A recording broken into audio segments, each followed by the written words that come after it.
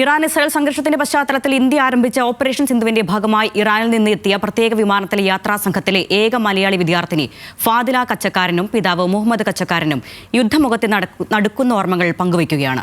നാട്ടിലെത്തിയിട്ടും പേടി മാറിയിട്ടില്ല ഫാദിലയ്ക്ക്. News Malayalam exclusive.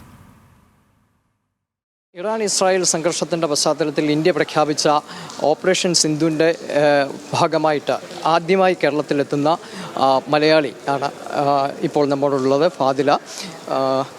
എത്രത്തോളം ഒരു ഭീകരമായൊരു അവസ്ഥ? കുഴപ്പമൊന്നുമില്ല. ഇന്ത്യൻ എംബസി ഒപ്പം ഉണ്ടായിക്കൊണ്ടല്ല ഒക്കെ സേഫൊക്കെ ആയിരുന്നു.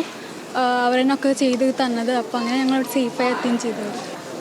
ഫാദിലയുടെ പിതാവ് ജോലി ചെയ്യുന്നത് വിദേശ രാജ്യത്ത് തന്നെയാണ്. അദ്ദേഹം സൗദിയിലൊരു എഞ്ചിനീയറായി ജോലി ചെയ്യുകയാണ്. ഈ സംഘർഷം ഉണ്ടായ സമയങ്ങളിൽ വലിയ ടെൻഷൻ ഉണ്ടായിരുന്നു. അന്ന് രാത്രി പുലർച്ചെയാണ് ഇതിന് സംഭവിച്ചത്, ഒരു അറ്റാക്ക് ഉണ്ടായത്. ആ സമയത്ത് ഉടനെ അറിയിച്ചു, എല്ലാവരും അറിയിച്ചു. ഏതായാലും ഒരു ആശങ്ക നീങ്ങിയ ഒരു സാഹചര്യം, ഈ ഒരു കുടുംബത്തിൻ്റെ എങ്കിലും ഒരു ആശങ്കയ്ക്ക് ഒരു ചെറിയ തോതിൽ ഒരു കുറവ് സംഭവിച്ചിട്ടുണ്ട്. കോഴ്സ് ഒക്കെ ഇപ്പോൾ ആദ്യത്തെ വർഷത്തെ ആയിട്ടുള്ളൂ. തുടർന്നുള്ള പഠനം ഓൺലൈൻ ആവാനായിരിക്കും മിക്കവാറും ചാൻസ്. വഴിയൊക്കെ ബോംബിടുന്ന അങ്ങനെയൊക്കെയുള്ള ഒരു അന്തരീക്ഷം ഉണ്ടായിരുന്നു. എവിടെ ഇവിടെയൊക്കെ ഉണ്ടായിരുന്നു. ഈ ചെന്ന സ്ഥലത്ത് വലിയ അപകടമുള്ള സ്ഥലമായിരുന്നു എന്ന് പിന്നെ പറഞ്ഞപ്പോൾ ഈ ന്യൂക്ലിയർ പവർ പ്ലാന്റുകളൊക്കെ ഉള്ള സ്ഥലമായിരുന്നു. അത് പെട്ടെന്ന് തന്നെ വീണ്ടും അവിടുന്ന് മാറ്റി ഞങ്ങൾ അപ്പം തന്നെ മാറ്റി മഷദക്ക് പോയി.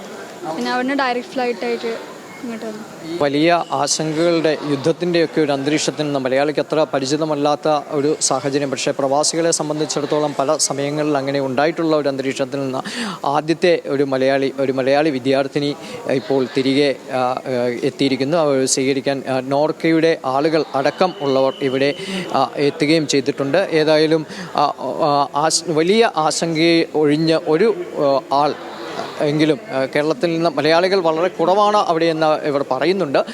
പക്ഷേ വലിയ ആശങ്കകളുടെ കാരണം ഒഴിപ്പിക്കലിൻ്റെ ഒരു സമയത്ത് പോലും ചെന്നത് അതിലും വലിയ ന്യൂക്ലിയർ പവർ പ്ലാന്റുകളൊക്കെ നിൽക്കുന്ന സ്ഥലത്തേക്കായിരുന്നു ആദ്യം ഒഴിപ്പിക്കൽ നടപടിയുമായി ബന്ധപ്പെട്ട് അവർ പോയത് എന്ന് പറയുന്നു. പക്ഷേ എങ്കിലും അതിനുശേഷം കൃത്യമായ സംസ്ഥാന കേന്ദ്ര സർക്കാരുകളുടെയൊക്കെ കൃത്യമായ ഇടപെടലുകൾ ഇക്കാര്യത്തിൽ ഉണ്ടായി. ഒപ്പം തന്നെ ഇറാൻ ഗവൺമെൻറ്റിൻ്റെയും പ്രത്യേക താല്പര്യം കാര്യത്തിൽ സംഭവിച്ചു എന്ന് അവർ പറയുകയും ചെയ്തു.